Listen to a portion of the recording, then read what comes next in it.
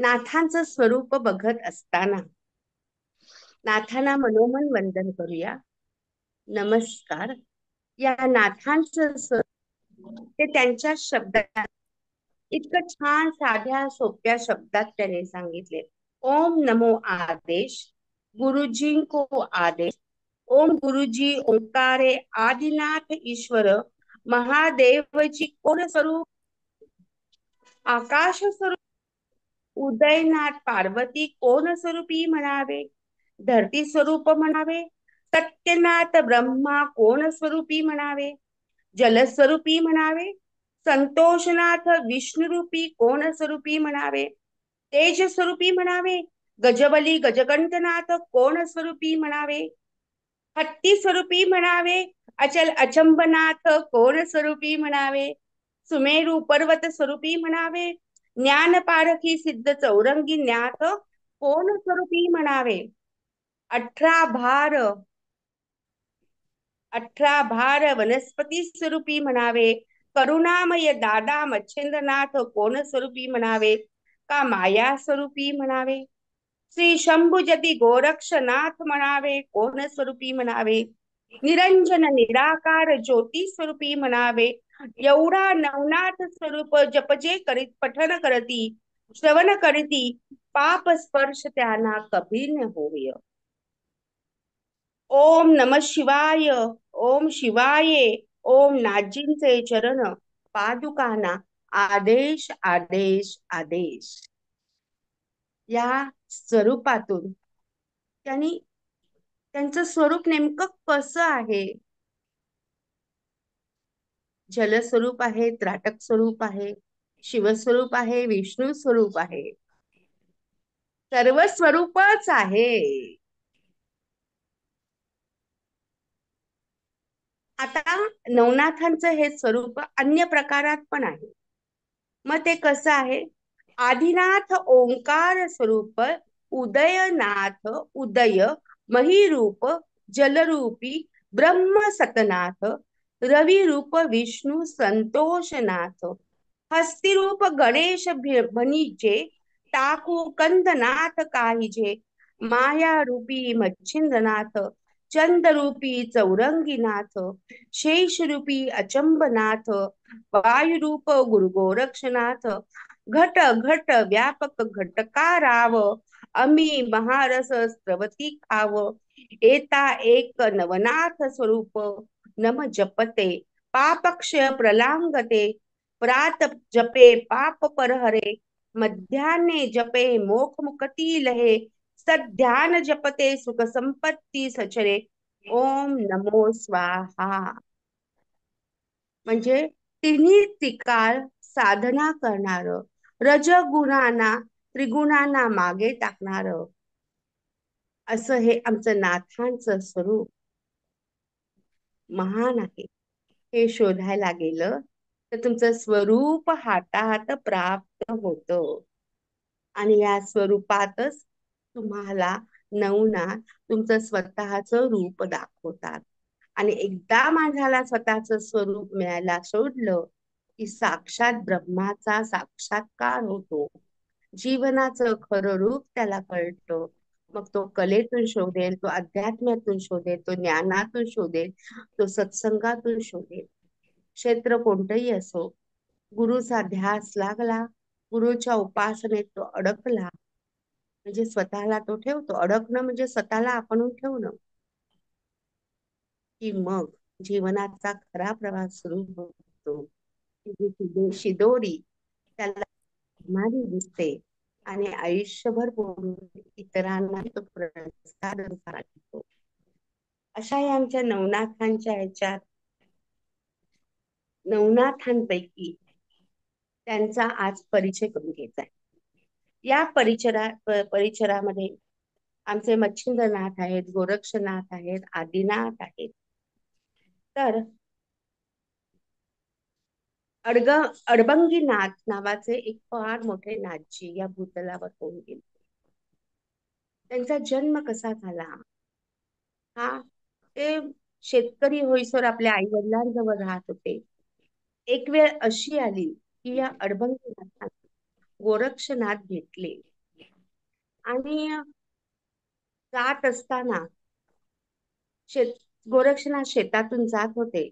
तिथे शेतकरी माणिक नावाचा एक शेतकरी शेती करत होता. दुपारी भिक्षेची वेळ होती. गोरक्षनाथांनी अल्लख निरंजन असं म्हटलं. गोरक्षनाथांचा हा पुकार ऐकताच माणिक नावाच्या शेतकऱ्यांनी त्यांना मनोमन वंदन केले.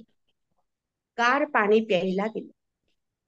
गोरक्षनाथ त्याला म्हणाले, "तू मला थंडगार पाणी दिलंस, माग तुला काय हवं ते माग." माणिक नावाचा शेतकरी तेव्हा एक सामान्य माणूस होता. पटकन मला, "हो तुम्हीच भीक मागता, तुम्ही काय मला देणार? तुम्ही जा आता ज्या मार्गाने आलात त्या मार्गाने." रानात राहणारा हा शेतकरी एक साधा सामान्य माणूस, सामान्य माणसाने ओळख नाही समजली त्याला, परिचय नाही झाला. तेव्हा पटकन गोरक्षनाथ म्हणाले, "मनाला येईल तसं वागू नकोस, मनाला येईल ते बोलू नकोस." बघा इथे शब्द कोणते येतो? मन. सामान्य माणूस हेच करतो ना. मनाला येईल ते बोलतो, मनाला येईल तसा वागतो. म्हणजे मन त्याच्या ताब्यातच नसतं. म्हणून गरजेपेक्षा जास्त बोलणं, गरजेपेक्षा जास्त खाणं, गरजेपेक्षा जास्त झोपणं आणि गरजेपेक्षा मनातल्या विचारांना कधीही नियंत्रणात न ठेवणं. म्हणून अशी बडबड सुचत असते माणसाला. ही सत्य परिस्थिती आहे. मन करारे प्रसन्न सर्व सिद्धीचे कारण, असं जे संत तुकारामांनी म्हटलंय ते उगाच नाही ना म्हटलं. मन या एका गोष्टीसाठी एवढ्या वाङ्मयाचा पसारा झालाय हो. जे दिसत नाही पण आहे, जे आहे त्याला नियंत्रणात ठेवायचंय. आणि नियंत्रणात ठेवताना काय बोलावं ह्यापेक्षा काय बोलू नये हे ज्याला कळतं, तोच जरा, त्याला आपण म्हणतो स्थिर बुद्धीने वागतो. स्थितप्रज्ञ नाही म्हणणार मी त्याला, तो स्थिर बुद्धीने वागतो. आणि नेमकं गोरक्षनाथाने आमच्या अडबंगीनाथांना हेच सांगितलं हो. मनाला येईल ते बोलू नकोस, मनाला येईल तसं वागू नकोस. किती जीवनाचं विशाल व्यापक तत्वज्ञान आहे बघा. आपण घरातल्या छोट्या मुलांना किंवा मोठ्या माणसांना जरा सांगितलं, काय बोलता नीट विचार करा, लोकांचे अहंकार दुखात मला सांगतात. या अहम भावाचं मूळ ज्या मनाच्या एका भागात पेरलं गेलेलं आहे ना, ते तिथेच छाटण्याचं काम नाथाने केलं. आणि मग गोरक्षनाथ तिथून निघून गेले. ते निघून गेल्यावर गोरक्षनाथ जे काही बोलले त्याचा क्षणभर त्या शेतकरी विचार करत राहिले. एक साधू येतो, माझ्याकडून पाणी पितो आणि जाताना मला म्हणतो, मनाला वाटेल तसं बोलू नकोस, मनाला येईल तसं बोलू नको. काय मग त्याच्या हातात शेताची जी साधनं होती, औत होता, तो त्यांनी बाजूला ठेवला आणि त्या ठिकाणी तो उभा राहिला. तेव्हा गोरक्षनाथांनी जाता जाता कानामध्ये त्यांना गुरुमंत्र दिला, एका शेतकऱ्याला बरं. आणि सांगितलं, या मंत्राचा जप तू 12 वर्षांनी मी परत ये. बघा हीच परत घटना तीच आहे. 12 हा अंक फार महत्वाचा आहे नाथपंथाच्या साधनेतला. गोरक्षनाथांनी पण विभूती त्या माऊलीला दिली आणि सांगितलं 12 वर्षांनी परत ये. आज अडबंगीनाथ म्हणजे ह्या माणिक नावाच्या शेतकऱ्याला गोरक्षनाथांनी विभूती दिली आणि सांगितलं, मी 12 वर्षांनी परत येईल. आणि 12 वर्ष तो शेतकरी त्या ठिकाणी शरीराला त्यांनी क्रूश केत झालाय. त्या शरीरातलं सगळं काही निघून गेलं आणि तो गुरुमंत्राचं ध्यान करत तो शेतकरी तिथे ठामपणे उभा राहिला. एका पायावर उभं राहून तो जप करत होता. मला सांगा, ही शक्ती, हा निर्धार हा संकल्प, अनोळखी माणसाची ही गोष्ट ऐकणं आणि त्या मार्गावरून जाण्याचा निर्णय घेणं, हे आत्ताची कोणती तरी जनरेशन करेल का हो? मुळीच नाही करणार. अहो, घरातलीच माणसं घरातल्यांचं ऐकत नाहीत हल्ली, आपण बाहेर बघतोय.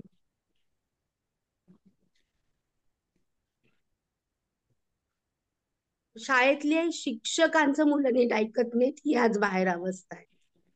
मग एवढ्या नाथ विभूतीनी ज्याने सांगितलं मनाला येईल तसं वागू नकोस, कानात गुरुमंत्र सांगितला आणि सांगितलं मी 12 वर्षांनी परत येईल, आपल्या गुरुंनी दिलेल्या ज्ञानाचीच परंपरा गोरक्षनाथ पुढे चालवत होती.